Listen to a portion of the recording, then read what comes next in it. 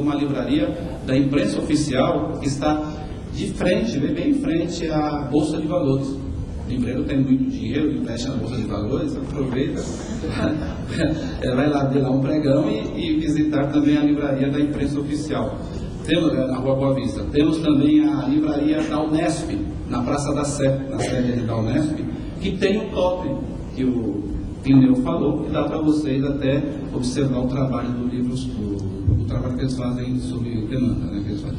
Temos ali na região central também uma livraria da Vozes, né, na Senador Feijó, uma livraria da Santuário também, livraria religiosa específica, tal, interessante. Temos a Paulo, na Praça da Sé, a Paulina, na Rua 15 de Novembro, né.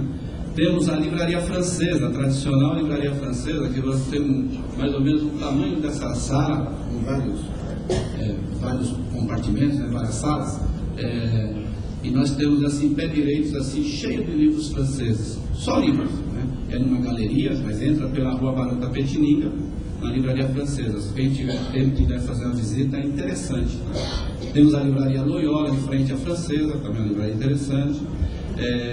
Uma livraria japonesa no bairro da Liberdade, só estou falando da região central, né? Porque a região central sempre é complicada, né?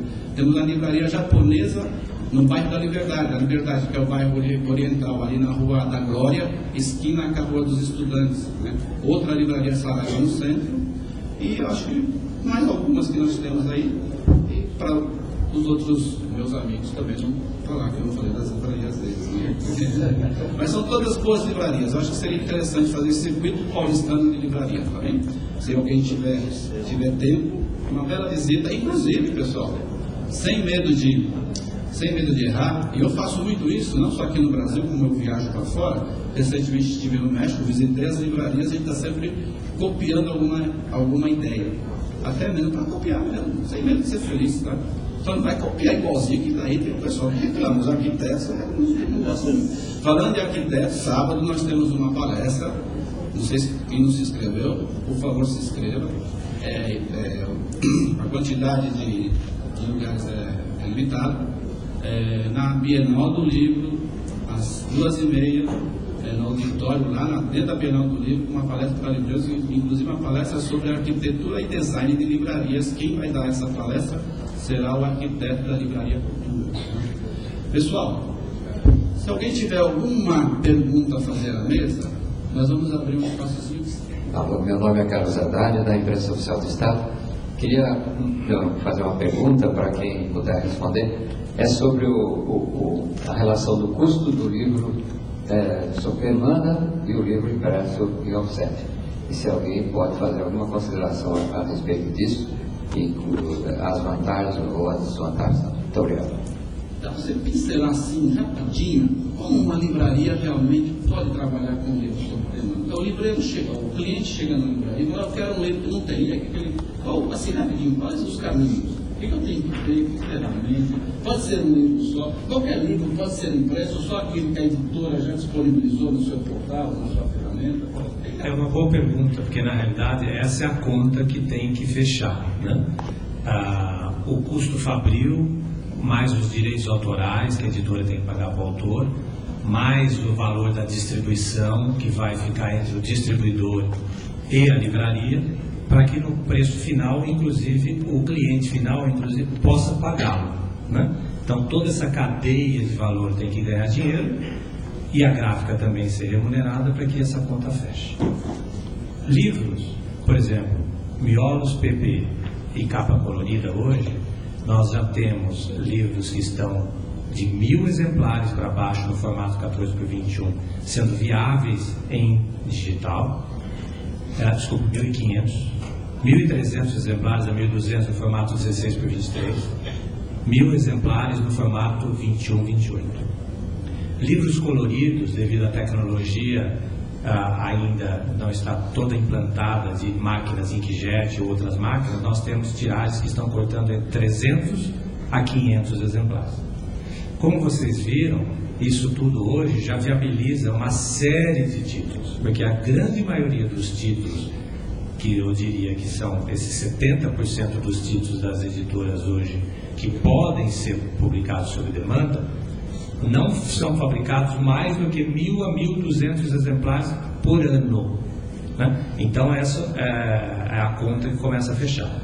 Na pergunta do Vitor, então, como que pode ser? As livrarias já estão tendo indiretamente um benefício pelas editoras. As editoras já começam a publicar mais títulos sob demanda, não só porque elas gostam da tecnologia, porque na realidade elas precisam da tecnologia.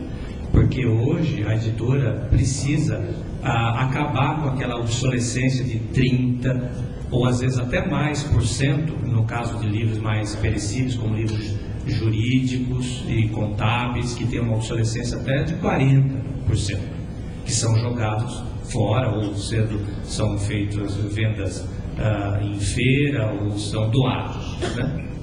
E então a livraria já está se beneficiando com a iniciativa das editoras, mas a livraria pode ir mais além, e os distribuidores, como vender através de comércio eletrônico conectado a um fornecedor de valor que tenha esse tipo de recurso.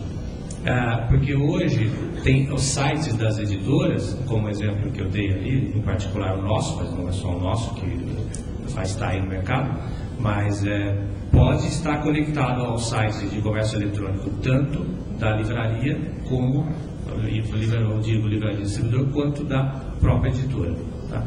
Então, mas a gente precisa, só para finalizar, para não gastar mais tempo, quando produzir esse livro sob demanda, ele está cortando em 1.000 exemplares, mas a gente não deve comprar mais dos 1.000 exemplares. Porque se eu tenho um consumo de 1.000 exemplares no ano e tenho uma obsolescência de 30%, eu vou consumir 700 ao longo daquele ano.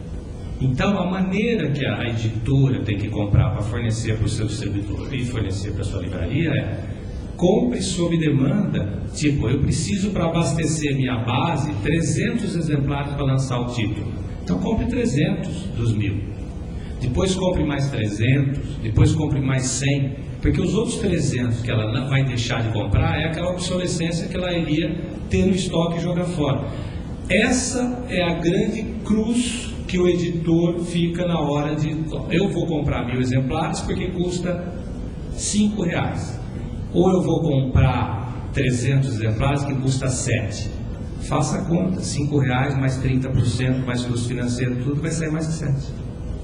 Né? Então, na realidade, é essa conta que tem que ser feita. Mas hoje, o preço de impressão digital caiu já substancialmente para essas tiragens que eu apresentei. Veja, o Plineu, afinal de contas, está dentro de uma gráfica e o contato dele maior é com as editoras, por uma razão natural. A pergunta do Vitor é uma pergunta que fala o que cabe ao livreiro aqui nesse momento, né? Eu diria o seguinte: primeiro, o detentor dos direitos de publicação é a editora. Se a editora, por qualquer razão, resolve deixar o livro esgotado, não adianta, o livreiro não vai conseguir encontrar aquele livro porque o livro está esgotado, tá certo? Então, mais uma vez, quer dizer, a boa notícia para nós livreiros é que